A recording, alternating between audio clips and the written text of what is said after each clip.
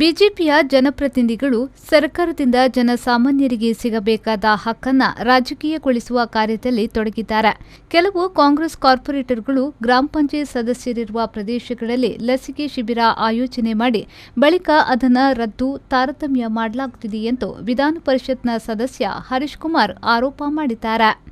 ಮಂಗಳೂರಿನ ಕಾಂಗ್ರೆಸ್ ಕಚೇರಿಯಲ್ಲಿ ನಡೆದ ಸುದ್ದಿಗೋಷ್ಠಿಯಲ್ಲಿ ಮಾತನಾಡಿದ ಅವರು, ಲಸಿಕೆ ಹಂಚಿಕೆ, ಗ್ರಾಮೀಣ ಪ್ರದೇಶಗಳಲ್ಲಿ ಜನಸಾಮಾನ್ಯರ ಆರೋಗ್ಯ ತಪಾಸಣೆ ಹಾಗೂ ಕಾರ್ಮಿಕ ಇಲಾಖೆಯ ಕಲ್ಯಾಣ ನಿಧಿಯಿಂದ ನೀಡಲಾಗುವ ಆಹಾರದ ಪೊಟ್ಟಣಗಳನ್ನು ವಿತರಿಸುವ ಕಾರ್ಯವನ್ನು ಪಕ್ಷದ ಕಾರ್ಯಕ್ರಮವನ್ನಾಗಿ ಮಾಡುತ್ತಿದೆ.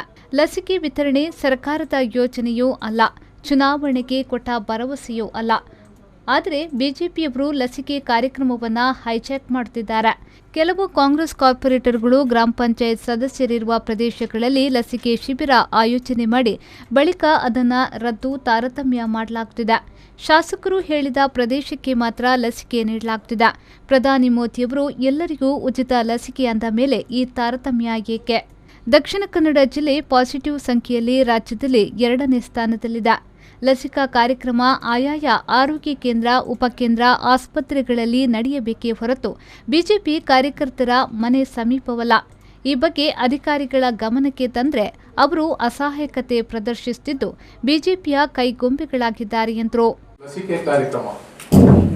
ಈ ಲಸಿಕೆ ಕಾರ್ಯಕ್ರಮ ಸರ್ಕಾರಿ ಕಾರ್ಯಕ್ರಮವನ್ನ ರಾಜಕೀಯ ಕಾರ್ಯಕ್ರಮವಾಗಿ ಮಾರ್ಪಾಡು ಮಾಡಲಾಗ್ತಿದೆ. ಮಂಗಳೂರು ಪ್ರದೇಶದಲ್ಲಿ ಲಸಿಕೆ ಕೊಡುವಂತಹ ಕಾರ್ಯಕ್ರಮಗಳಿಗೆ ಜನಪ್ರತಿನಿಧಿಗಳಿಗೆ ಸರಿಯಾದ ಮಾಹಿತಿ ಕೊಡ್ತಾ ಇಲ್ಲ.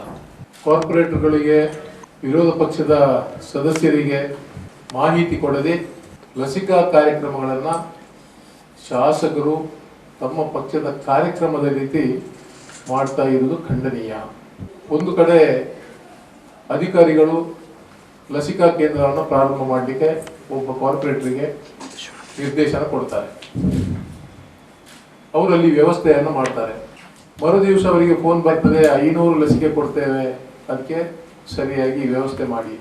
ಮತ್ತೊಂದು ದಿವಸ ಫೋನ್ ಬರ್ತದೆ, 500 ಆಗುದಿಲ್ಲ, 300 ಕೊಡ್ತೇವೆ. ಮರುದಿವಸ ಫೋನ್ ಮಾಡ್ತಾರೆ, ಈ 300 ಆಗುದಿಲ್ಲ, ಶಾರ್ಟ್ ಇದೆ, 200 ಕೊಡ್ತೇವೆ. ನಾಳೆ ಲಸಿಕಾ ಕಾರ್ಯಕ್ರಮ, ಇವತ್ತು ರಾತ್ರಿ ಫೋನ್ ಮಾಡ್ತಾರೆ, ಇಲ್ಲ ನಮಗೆ ಲಸಿಕೆ ಕೊಡ್ಲಿಕ್ಕೆ ಆಗುದಿಲ್ಲ, ಕಾರ್ಯಕ್ರಮ ರದ್ದು ಮಾಡಲಿ.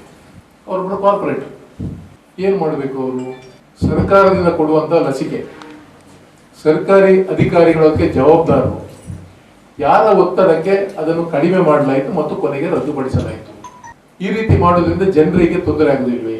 ಒಂದು ರೀತಿಯಲ್ಲಿ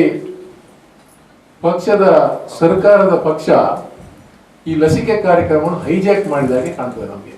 ಇದರಿಂದಾಗಿ ಜನರು ಬಹಳಷ್ಟು ನೊಂದಿದ್ದಾರೆ. ಸಾಂಕ್ರಾಮಿಕದಂತಹ ಈ ಸಂದರ್ಭದಲ್ಲಿ ಜನಸಾಮಾನ್ಯರ ಆರೋಗ್ಯದ ಹಕ್ಕು ಸರ್ಕಾರದ ಜವಾಬ್ದಾರಿ. ಆದರೆ ಲಸಿಕೆಯ ಸರ್ಟಿಫಿಕೇಟ್ನಲ್ಲೂ ಪ್ರಧಾನಿ ಮೋದಿ ಫೋಟೋ ಅಳವಡಿಸುವ ಸರ್ಕಾರ ರೋಗದಿಂದ ಸತ್ತವರಿಗೆ ನೀಡುವ ಮರಣ ಪ್ರಮಾಣ ಪತ್ರದಲ್ಲೂ ಮೋದಿ ಫೋಟೋವನ್ನ ಹಾಕಲಿ ಎಂದು ವ್ಯಂಗ್ಯವಾಡಿದ್ರು. ಇದು ಸಾಂಕ್ರಾಮಿಕ ರೋಗ, ಇದಕ್ಕೆ ಔಷಧಿ ಕೊಡುವಂತಹ ವ್ಯವಸ್ಥೆ ಅಥವಾ ಪ್ರಿಕಾಷನರಿ ಲಸಿಕೆ ಕೊಡುವಂತದ್ದು, ಅದಕ್ಕೆ ಮುಂಜಾಗ್ರತಾ ಕ್ರಮವಾಗಿ ಕೊಡುವಂತಹ ಒಂದು ಲಸಿಕೆ. ಇದನ್ನು ಎಲ್ಲರಿಗೂ ಪಾರದರ್ಶಕವಾಗಿ ಕೊಡ್ತೇವೆ, ಉಚಿತವಾಗಿ ಕೊಡ್ತೇವೆ, ಎಲ್ಲರಿಗೂ ಲಸಿಕೆ, ಉಚಿತ ಲಸಿಕೆ ಎಂದು ನಾವು ಪ್ರಚಾರ ಪಡಿತೀವಿ.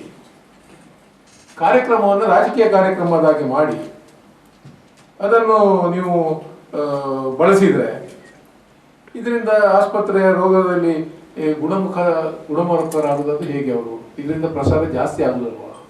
ನಾವಿನ್ನೂ ಕೋವಿಡ್ ನಿಯಂತ್ರಣದಲ್ಲಿ ನಾವು ಕೂಡ ಇನ್ನೂ ಕೂಡ ಇಲ್ಲ. ಮೋದಿ ಫೋಟೋ ಹಾಕಿ ನೀವು ಲಸಿಕೆಗೆ ಕೊಡ್ತೀರಿ, ಸರ್ಟಿಫಿಕೇಟ್ ಕೊಡ್ತೀರಿ ಲಸಿಕೆಗೆ. ಇದು ಚುನಾವಣೆಯಲ್ಲಿ ಕೊಟ್ಟ ಭರವಸೆ ಅಲ್ಲ, ಇದು ಸಾಂಕ್ರಾಮಿಕ ರೋಗ ನಮ್ಮ ದೇಶಕ್ಕೆ ಬಂದದ್ದು. ಇದಕ್ಕೆ ನೀವು ಔಷಧಿ ಕೊಡುವುದು ಅಥವಾ ಲಸಿಕೆ ಕೊಡುವುದು ಇದು ನಿಮ್ಮ ಸರ್ಕಾರಿ ಕಾರ್ಯಕ್ರಮ ಅಲ್ಲ. ಸುದ್ದಿಗೋಷ್ಠಿಯಲ್ಲಿ ಕಾಂಗ್ರೆಸ್ ಪಕ್ಷದ ಮುಖಂಡರಾದ ಶಾಹುಲ್ ಹಮೀದ್, ಅಬ್ಬಾಸ್ ಅಲಿ, ಲಾರೆನ್ಸ್ ಡಿಸೋಸಾ, ಸುಧೀರ್ ಟಿಕೆ, ನೀರಜ್ ಪಾಲ್, ಅಪ್ಪಿ, ಸಬಿತಾ ಮಿಸ್ಕಿತ್, ಶೋಭಾ ಪಟೇಲ್, ಶಬೀರ್ ಎಸ್, ನಜೀರ್ ಬಚಾಲ್ ಉಪಸ್ಥಿತರಿದ್ದರು. ನಾಗೇಶ್ ಕಾವೂರು, ವಿ4 ನ್ಯೂಸ್, ಮಂಗಳೂರು.